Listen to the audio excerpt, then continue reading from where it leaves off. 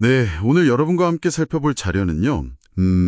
불가능을 사는 사람들이라는 제목의 글입니다. 네. 성경 속에 아주 큰 기적들, 뭐 죽은 사람이 살아나고 무리를 걷고 이런 건 믿는데 왜 우리 삶에서 만나는 작은 불가능들 앞에서는 자꾸 주저하게 될까? 뭐 이런 질문을 던지더라고요. 네, 상당히 흥미로운 지점이죠. 그렇죠.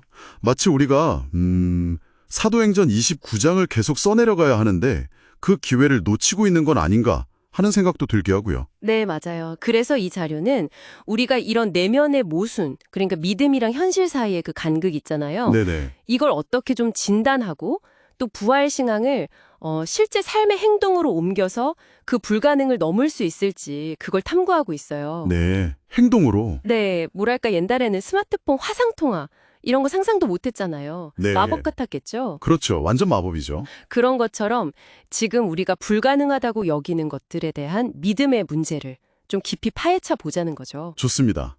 그럼 먼저 우리 안에 그 모순부터 좀 짚어볼까요? 네. 성경의 그런 놀라운 기적들은 아멘 하고 잘 받아들이면서도 정작 내 삶의 어떤 변화나 좀 어려운 관계 개선 같은 문제들 있잖아요. 네, 현실적인 문제들. 네. 그런 건 그건 좀 다른 차원의 얘기야 하면서 이렇게 선을 긋는 경향이 있다. 이런 지적이에요. 맞아요. 자료에서 딱 짚는 게 그 베드로 이야기인데요. 물 위를 걷다가 그 거센 바람, 환경. 네, 눈앞의 환경, 어려움에 딱 집중하니까 바로 빠져들잖아요. 마태복음 14장에 나오는. 그게 딱 우리 모습이라는 거죠. 하나님보다 그 바람을 볼 때 믿음이 그냥 흔들려 버리는 거. 약간 그 루돌프 불트만 같은 신학자들이 이성적인 판단으로 기적을 막 해석하고 신화라고 그 영역을 축소하려고 했던 것처럼요. 네. 우리 안에도 스스로 이건 안 돼 하고 가능성을 제한하는 그런 목소리가 있다는 분석이에요. 그 내면의 목소리 진짜 익숙하죠. 뭐 전도하려고 하거나 봉사 같은 거 하려고 하면 네네. 너무 어려운데? 내가 아직 준비가 안 됐어? 괜히 말했다가 관계만 더 어색해지는 거 아니야? 이런 아주 합리적인 이유들이 막 떠오르잖아요. 그렇죠. 100번 맞는 말 같죠. 네. 근데 그런 생각들이 결국 우리를 딱 멈추게 만드는 바람일 수 있다. 이 말이네요. 바로 그거죠. 근데 또 재미있는 게 자료에서 코로나 시기에 있었던 일을 예로 들어요. 네. 어떤 거죠? 어떤 분이 망설이다가 친구한테 전화를 걸어서 이제 복음을 전했는데 네. 의외로 그 친구가 사실 기다리고 있었다. 이런 반응을 보였다는 거예요. 와, 정말요? 네, 그러니까 불가능해 보여도 일단 믿음으로 발을 딱 내디뎠을 때 예상치 못한 길이 열릴 수도 있다는 거죠. 그래서 이 자료가 우리에게 이렇게 묻는 거예요. 당신을 멈추게 하는 그 바람, 당신이 하나님보다 더 크게 보고 있는 그 바람은 대체 무엇입니까 하고요. 나를 멈추게 하는 바람. 저도 한번 생각해 봐야겠네요. 자, 그러면 이런 주저함을 넘어서 이 믿음을 진짜 행동으로 옮기려면 어떻게 해야 할까요? 네, 그 부분도 아주 구체적으로 제시하는데요. 네. 사도행전 3장에 나오는 베드로, 성전 미문에 앉아있던 그 앉은뱅이를 일으킨 사건 있잖아요. 네네. 유명한 사건이죠. 그걸 통해서 아주 실제적인 3단계를 보여줘요. 3단계요? 네. 첫 번째는 정직한 인정. 은과 금은 내게 없다. 이렇게 솔직하게 자기 한계를 인정하는 거예요. 일단 인정부터. 네.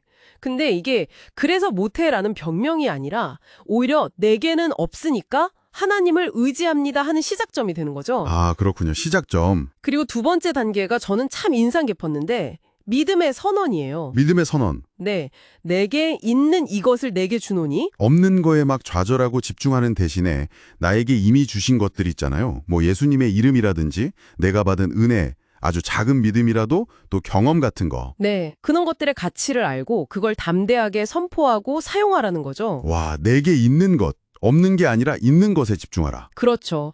그리고 마지막 세 번째 단계가 결정적인데요. 바로 구체적인 명령과 행동입니다. 행동. 네. 나사렛 예수 그리스도의 이름으로 일어나 걸으라. 이게 그냥 말로만 끝나는 게 아니잖아요. 맞아요. 손에 잡아 일으켰죠? 네. 그 앉은뱅이의 손을 탁 잡아 일으키는 어쩌면 결과는 아무도 장담 못하는 거잖아요. 그런 위험 부담을 감수한 행동. 이 행동하는 믿음이 진짜 중요하다는 거예요. 그 결과 정말 놀라운 변화가 일어났죠. 앉은뱅이가 걷고 뛰면서 하나님을 막 찬미하고. 네, 역동적이죠. 이게 바로 부활신앙의 현재적인 능력이다. 그러니까 과거 사건에 대한 믿음이 그냥 머리에만 머무는 게 아니라 오늘의 내 행동을 통해서 기적을 만들어내는 힘이 된다. 이렇게 설명을 해요. 그렇죠. 현재 살아있는 능력이 되는 거죠. 그래서 우리한테 도전을 주는 것 같아요. 이번 주에 당신에게 가장 어렵게 느껴지는 그 사람 혹은 그 상황 앞에서 어떤 구체적인 첫걸음을 뗄 수 있겠습니까? 하고요. 결국 야고보서에서도 말하잖아요. 행함이 없는 믿음은 그 자체가 죽은 거라고. 네, 야고보서 2장. 이 자료에서 또 하나 되게 인상 깊었던 통찰이 뭐냐면 사도행전이 왜 28장에서 끝나는가에 대한 해석이에요. 아, 그거 저도 봤어요. 왜죠? 바로 우리 각자의 삶이 지금 이 순간 우리가 살아가는 이 삶이 사도행전 29장이 되어서 계속 쓰여지고 있기 때문이라는 거예요. 와, 사도행전 29장을 우리가 쓰고 있다. 아, 이거 정말 강력한 관점이네요. 그렇죠. 우리의 삶이 믿음의 증거가 되어야 한다는 거죠. 자료에 나온 그 베트남 선교사님이라도 정말 와, 이게 진짜 살아있는 사도행전 29장이구나 싶었어요. 아, 그 공산당 정부 시상식 이야기요? 네, 상을 받게 됐는데 시상식에서 복음을 전하게 해달라 이 조건을 걸었다는 거잖아요. 네, 보통은 상상하기 힘든 조건이죠. 그렇죠. 근데 그게 받아들여져서 결국 그 자리에서 고위 당원들 앞에서 간증을 하셨다는 거. 이야, 정말 불가능 앞에서 믿음으로 조건을 거는 그 행동이 길을 열었네요. 맞습니다. 그래서 자료는 우리가 그냥 불가능이라는 상품을 파는 상인이 아니라 하나님의 가능성을 믿음으로 사는 사람들이 되어야 한다고 아주 강하게 강조합니다. 아, 사는 사람. 셀링이 아니라 바잉. 그렇죠.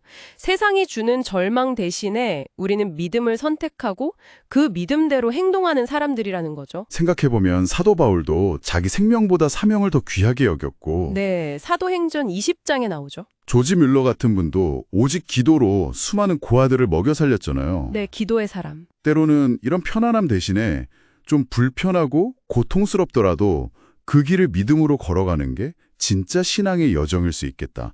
이런 울림을 주네요. 네, 맞습니다. 그래서 마무리하면서 이 자료가 우리에게 마가복음 9장 24절에 그 고백을 떠올리게 하는 것 같아요. 아, 내가 믿나이다. 나의 믿음 없는 것을 도와주소서. 네, 바로 그거요.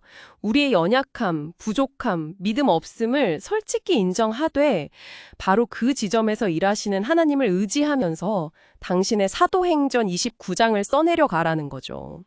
그래서 마지막 질문은 이거인 것 같습니다. 여러분의 삶 속에 있는 그 작은 불가능 앞에서 오늘 어떤 믿음의 행동을 아주 작은 거라도 시작해 보시겠습니까?